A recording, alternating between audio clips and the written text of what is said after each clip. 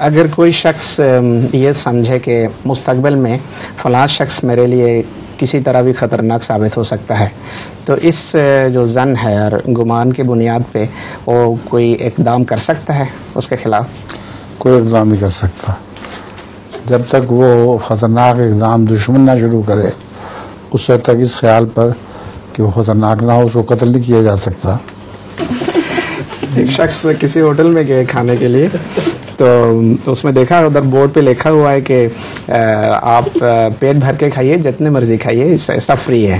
तो बिल जो है आपके पोते से हम लेंगे या नवासे से लेंगे, ये पोता ठीक है। तो उसने खूब खाया पेट भर के, आखिर में उसको आके उन्होंने बिल पकड़वा दिया। उसने मुझे ये क्या बिल है, अभी तो उधर तो लिखा हुआ है बिल बाद में लेंगे।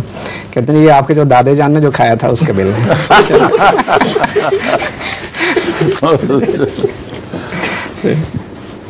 ठीक है। आसिफ कहाँ है आज? अभी आया बागदाद बेश को एक बार। सवाल सवाल करें। अस्सलाम वालेकुम।